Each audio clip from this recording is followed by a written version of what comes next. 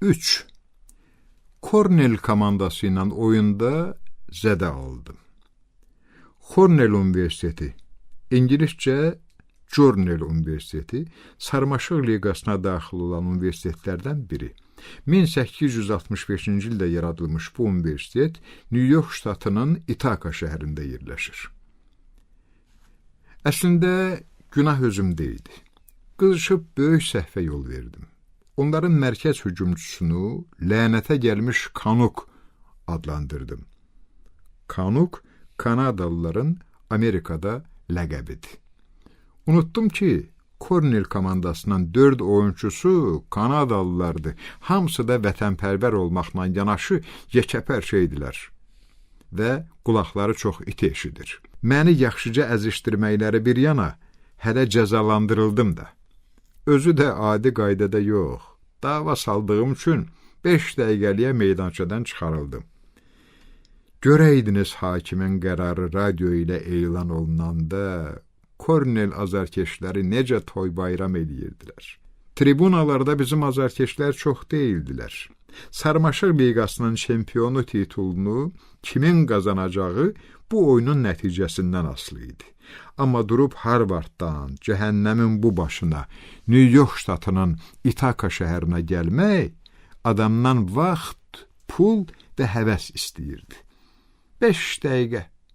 Mən cərimə skamyasına əyləşəndə, məşqçimiz çarəsizlikdən saçlarını yolurdu. Jackie Feld bir göz qırpımında özünü yetirib üstümə atıldı. Yalnız indi başa düşdüm ki, üzümün sağ tərəfində salamat yer qalmayıb. Aman Allah, deyə məşqçim, qanı saxlamaq üçün sifətimdəki çapıqlara xüsusi qələmlə məlhəm sürtə-sürtə zarıyırdı. Aman olli! Mən sakitcə oturub gözlərimi döşəməyə zilləmişdim. Başımı qaldırıb buz meydançasına baxmağa utanırdım. Orada isə ən pis gümanlarım özünü doğruldurdu. Çox keçmədən Cornellilər hesabı bərabərləşdirdilər. Qırmızıların azarkeşləri sevincdən bağırır, boğazlarını cırırdılar. Böyük ehtimalla demək olar ki, ruhlanmış Cornellilər işi axıra çatdıracaq, bu oyunu udacaqlar. Sarmaşıq Liqasının çempionu titulunu əlimizdən alacaqlar. Görüm onları lənətə gəlsinlər. Mənim cərimə vaxtımın hələ heç yarısı da keçməmişdi. Qarşı tribunada sükut içində bir topa qəmgin Harvard azarkeşi əyləşmişdi. Rəqib komandanın azarkeşləri kimi onlar da artıq məni yaddan çıxarmışdılar. Yalnız bir tamaşaçı gözlərini cərimə skamyasından çəkmirdi. Bəli, o buradaydı. Konferans vaxtında qurtarsa, çalışacağam Cornell'lə oyuna gəlim. Harvard fanatlarının arasında oturan, amma dəstənin içində də hamıdan seçilən əlbəttə 3-cü Oliver Bartlett idi. Qoca daş sifət, buz meydançasının qarşı tərəfində yeganə oğlunun yanağından sonuncu qan damcılarının necə silindiyini və çapıqların yapışqanlı kağız altında gizlədildiyini soyuqqanlıqla izləyirdi. Maraqlıdır, bu dəqiqə o nə düşünürdü? Yəqin çırt-çırt eləyib başını buluyurdu. Ya da beynindən çırt-çırtla eyni məna kəsb eləyən fikirlər keçirdi. Oliver, dalaşmağı belə xoşlayırsansa, niyə gedib boxsa yazılmırdı? Exeterdə Filis Akademiyasında boks komandası yox idi, ata.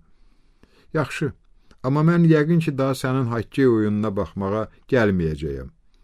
Elə bilirsən, mən özümü sənə göstərmək üçün dalaşıram, ata. Deməzdim ki, bununla özünü yaxşı cəhətdən göstərirsən. Amma bəlkə də xəyalımda canlandırdığım bu diyaloq düz deyildi.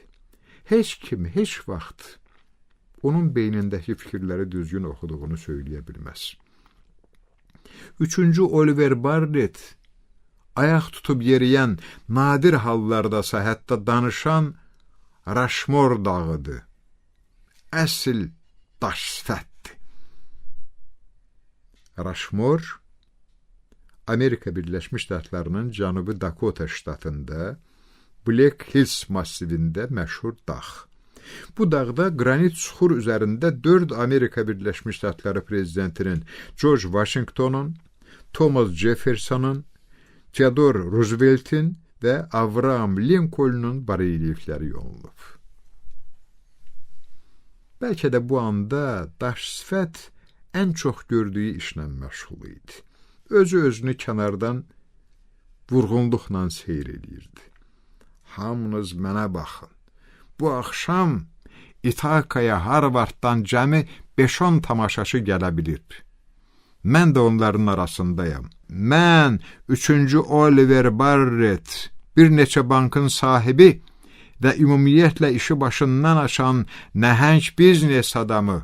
Vaxt eləyib sizin axmaq hokkey oyununuza baxmağa gəlmişəm. Hə, necədir? Kimin üçün? Birdən-birə tribunalar sanki partladı. Əsl mərəkə qopdu. Kornel komandası növbəti qolunu vurmuş və hesabda önə çıxmışdı.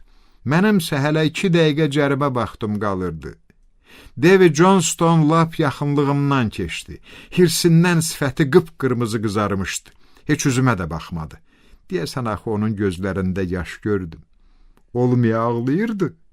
Sarmaşıq liqasının çempionu titulu əlimizdən çıxır. Ancaq ilahi göz yaşları. Buna görə ağlamaq nəyə lazım? Hərçənd onu başa düşürdüm. Devi, bizim kapitanımız bugünə qədər hokkeydə inanılmaz dərəcədə şərəfli bir yol keçmişdi.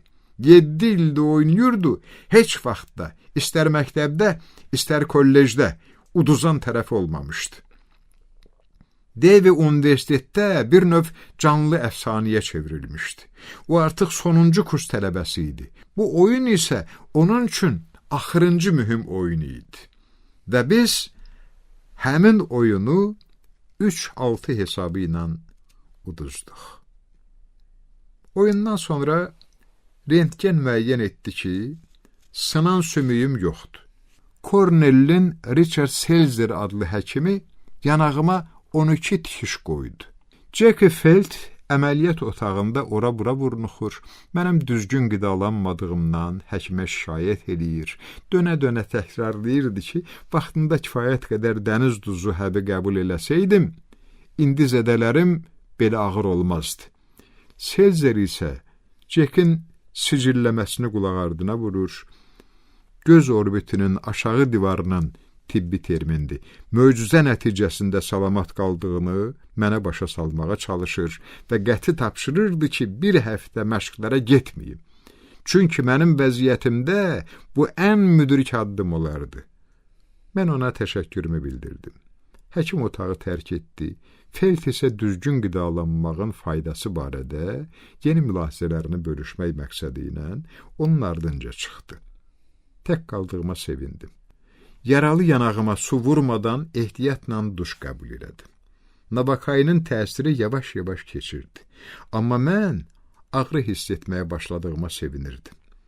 Əcəb olur sənə, Oliver. Məyər bütün işləri sən körlamadın? Çempionluq titulunu komanda sənə görə itirmədi? Bir çox oyunçularımızın bizim sonuncu kurs tələbələri məğlub edilməz sayılırdılar. O cümlədən David Johnston'un ad-sanına sənə görə xələl gəlmədi.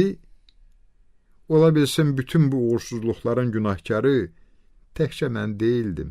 Amma o zaman məhz belə düşünürdüm. Soyunub geyinmə otağında heç kim yox idi. Yəqin hamı artıq motelə getmişdi. Çətin ki, indi uşaqlardan kimsə məni görmək, kəlmə kəsmək istəyəydi. Dilimdə acılıq hiss elədim. Həqiqətən bu ağır düşüncələrdən ağzım acıdadı. Geyinib pal-paltarımı yığıb küçəyə çıxdım. Bir neçə Harvard azarkeşi New York'un qış küləyinin soyuğunda büzüşüb durmuşdu. Yanağın necədir, Barrett? Təşəkkür edirəm, cənab Jenks. Pis deyiləm. İndi yəqin yaxşı bir steak tikəsi dada yetərdi. Səs mənə çox tanış gəldi. Əlbəttə, 3-cü Oliver Barrett. Gözü vurulub şişirdilən oğluna başqa hansı ata belə sınanılmış müalicə üsulu təklif eləyə bilərdi ki? Çox sağ ol, ata. Həkim artıq mümkün olan yardımı eləyib. deyə üzümün sağ tərəfində tikişlərin üstünü örtən sarığını göstərdim. Mən sənin yanağına yox, mədənə çarə təklif eləyirəm. Bu bizim ara sıra təkrarlanan və əsasən dərin sükut içərisində keçən növbəti şam yeməklərimizdən biri idi. Bir qayda olaraq onlar, işlərin necədir? Sualı ilə başlayıb, sənin üçün nə edə bilərəm cümləsi ilə başa çatırdı. İşlərin necədir oğul? Çox sağ ol, ser, əladır. Yanağın ağrımır? Yox, ser. Əslində isə keyləşdiricinin təsiri demək olar keçmişdi. Cəhənnəm ağrısı hiss edirdi. İstərdim ki, bazar ertəsi Jack Welch'in yanına gedəsən. Qoy o da baxsın. Ehtiyac yoxdur, ata. O yaxşı həkimdir, gözəl mütəxəssisdir. Cornell'in həkimi də başa düşdüyüm qədər veterinar deyil. Atamın snobizmini mütəxəssislərdən, ekspertlərdən, ümumiyyətlə yüksək cəmiyyətin nümayəndələrindən savayı heç kimin rəyi ilə hesablaşmadığını bildiyim üçün belə cavab verdim və eyni zamanda söhbəti yumşaltmaq istədim. Çox pis, deyə 3-cü Oliver Barrett zarafat etməyə cəhd göstərdi. Sənin yaraların əsl heyvan yaralarına oxşuyur. Elədir, ser. Maraqlıdır, bu uğursuz zarafatı ilə o məni gülməyə məcbur eləmək istəyirdi. Birdən ağlıma gəldi ki, bəlkə atamın sözlərində mənim buz üzərində davranışımla əlaqədar üstörtülü məzəmmət var. Yoxsa demək istəyirsən, mən bu axşam özümü heyvan kimi aparırdım. Sifətinin ifadəsindən aydın sezilirdi ki, atam eşitdiyindən razı qalıb. Ancaq o dərinə getmədi. Veterinar haqda mən söz salmadım. Bu yerdə mən də dilimi saxlayıb menyunu vərəqləməyə başladım. Yemək gələnə qədər qoca daş sifət mənə öz bəsit moizələrindən birini də oxumaq qərarına gəldi. Xatirimdədir ki, hərçənd yada salmaq belə istəmirəm. Bu dəfə o, həyatda qələbələrin və məğlubiyyətlərin rolundan danışdı. Dedi ki, düzdür, biz çempionluq titulunu əldən verdik, heç hənanın yeri idi, ata. Amma idmanda mühüm olan qələbə deyil, iştirakdır.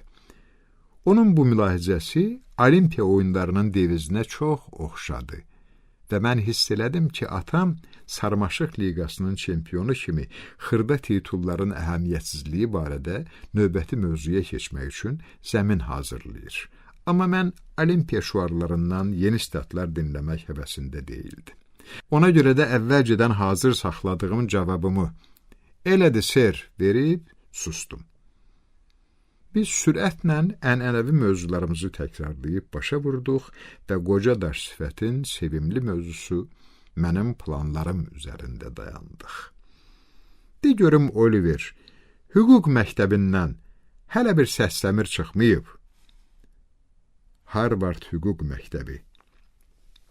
Harvardın təhsil müəssisələri kompleksinə daxil olan kollec. Hüquq sahəsində dünyanın ən nüfuzlu təhsil mərkəzlərindən biri. Bilirsən, ata, mən hələ orada oxumaq istəyib istəmədiyim barədə qərara gəlməmişəm.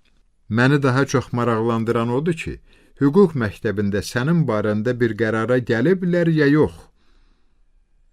Bu nədir? Növbəti zarafatdır. Atamın bu uğurlu söz oyununa da gülməliyəm. Yox, ser, hələ cavab almamışam. Mən Price Zimmermana zəng edə bilərəm. Lazım deyil, deyə dərhal onun təklifinə cavab verdim. Xahiş edirəm, ser. Təsir göstərmək üçün yox. 3-cü Oliver Barrett'in sifətinə məsum bir ifadə qondu. Sadəcə soruşmaq üçün. Ata, mən bütün başqa tələbələr kimi onlarla eyni qaydada cavab məktubu almaq istəyirəm. Yaxşı, əlbəttə, çox gözəl. Təşəkkür edirəm, ser. Onsuz da səni qəbul edəcəklərinə elə bir şübhəm yoxdur, deyə o əlavə etdi. Bilmirəm nədən, amma 3-cü Oliver Barrett məni tərifləyəndə də sanki aşağılayırdı. Bilmək olmaz, onların hokkey komandaları yoxdur. Yaxşı, mən özümü niyə belə aşağılayırdım? Bəlkə ona görə ki, atam mənim haqqımda əks fikirdə idi. Sadəcə onun əleyhinə getmək istəyirdim. Sənin başqa üstünlüklərin də var, deyə 3-cü Oliver Barrett mənə təsəlli verdi. Amma fikrini dəqiqləşdirmədi. Çətin ki, bunu edə bilərdi. Yeməklər söhbətimiz kimi dadsız və duzsuz idi. Amma masaya gətirilən çörəyin köhnə olacağını əvvəlcədən söyləyə bilsəm də, atamın növbəti anda dedikləri ağlıma belə gəlməzdi.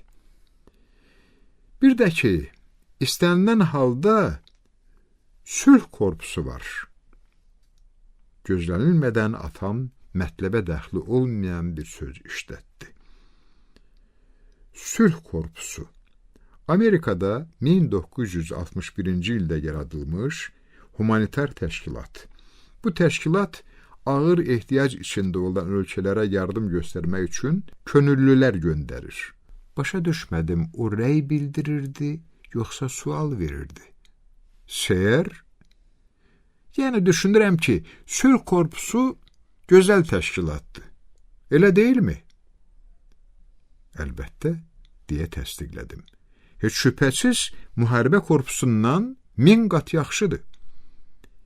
İndi ikimiz də eyni vəziyyətdə idik. Nə mən onun bu söhbəti niyə ortaya attığından baş açırdım, nə də o mənim fikrimi öyrənə bilirdi.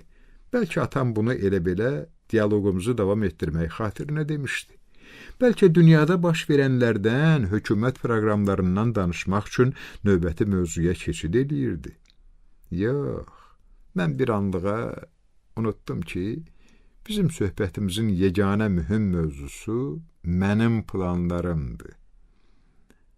Əgər sən sülh korpusuna qoşulmaq qərarına gəlsən, mən buna etiraz etmərəm. Oliver, qarşılıqlı hissi, ser deyə özümü ondan da ürəyi geniş göstərməyə çalışdım. Bilirəm ki, qoca daş sifət heç vaxt mənə qulaq asmır. Ona görə də sonuncu replikamdakı sarkazmı hiss etmədiyinə təəccüblənmədim. Bəs sənin kurs yoldaşların? Atam davam etdi. Onların buna münasibəti necədir? Nəyə, ser? Sülh korpusunun onların həyatında mühüm rol oynadığını hiss edirlərmi? Balıq susuz yaşaya bilmədiyi kimi, atam da bəli ser ifadəsini tez-tez eşitməsə, ürəyi dayanar. Bəli ser. Hətta ofisiantın axırda gətirdiyi alma piroqu da daş kimi bərk idi. Təxminən saat 12-nin yarısında onun maşınına qədər ötürdüm. Sənin üçün nə edə bilərəm, oğul? Heç nə, ser. Gecən xeyrə qalsın, ser. Və o sürüb getdi. Əlbəttə, New York ştatının İtaka şəhərindən Bostona təyyarələr uçurdu. Amma 3-cü Oliver Barrett avtomobilə üstünlüyü vermişdi. Bu uzun yolu maşınla gəlməkdə məqsədi oğluna olan məhəbbətinin böyüklüyünü nümayiş etdirmək deyildi, yox. Sadəcə mənim atam sürətlə avtomobil sürməyi xoşlayırdı. Gecənin bu vaxtında isə 2 yerlik Aston Martin DBS-də rahat və boş şosedə ən yüksək sürət yığmaq mümkün idi. Aston Martin DBS 1967-1972-ci illərdə İngiltərədə istehsal olunan bahalı idman avtomobili.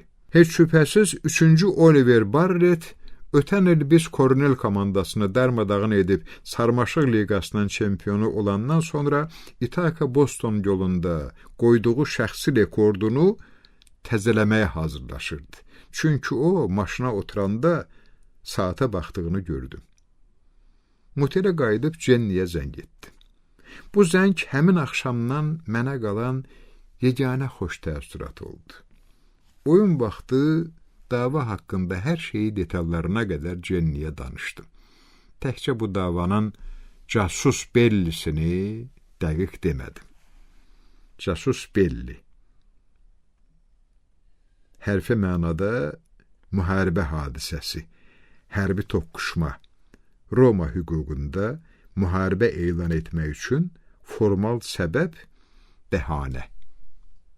Deyəsən, əhvalat xoşuna gəldi. Onun sısqa musiqiçi dostları arasında çətin ki, kimsə yumruq atmağı, yaxud zərbiyə davam getirməyi bacarardı. Ümid edirəm, səni vuran o gədəni yaxşıca əzişdirə bilmisən. Hə, keyfin istəyən kimi, xurtxaşı eləmişəm. Heyf görməmişəm. Yellə oyunda birini tapıb, mənim üçün bu tamaşanı təkrar edərsən? Əlbəttə.